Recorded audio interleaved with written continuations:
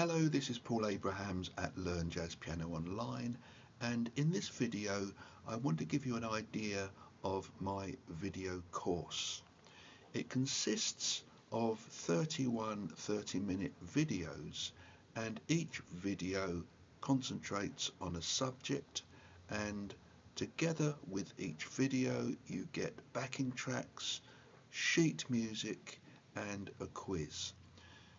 The main advantage of my course is it takes a logical progression, right from building up a chord to much more advanced techniques.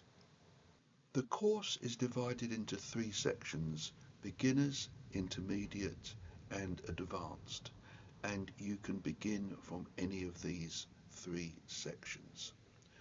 I'm now going to give you an idea of some of the topics that we'll be covering. In the initial lessons, we look at how to build chords from scales and then go on to look at how these chords link up into chord sequences.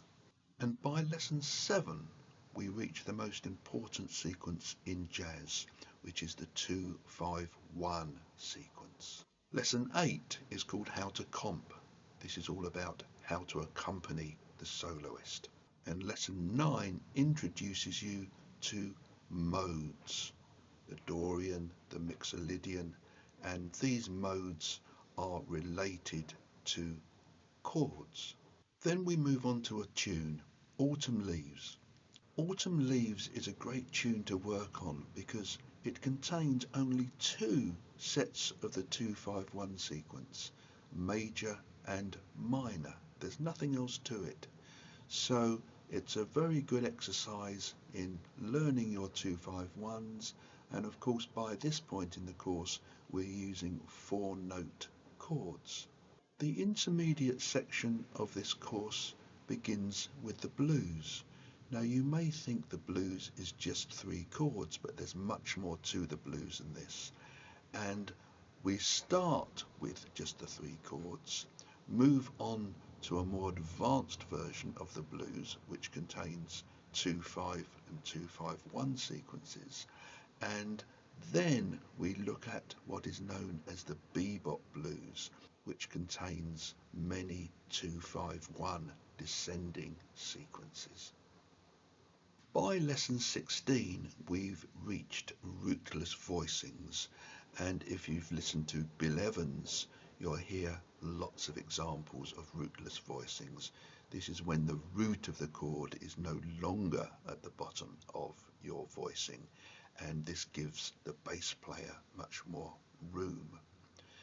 And then we move on to tritone substitution, which sounds a bit scary, but it's taking one dominant 7th chord and substituting it for another one, which makes the harmony much more interesting.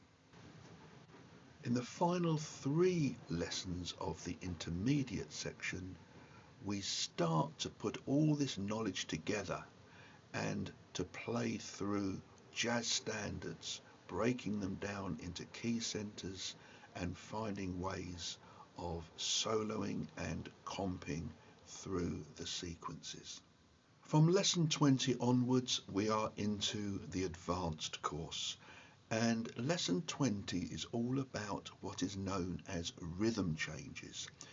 This is when the tune I Got Rhythm by George Gershwin is taken, and you just use the chords rather than the melody and solo over these chords. Very often a new tune has been written over the chords. Lesson 21 is all about using both hands when you're soloing.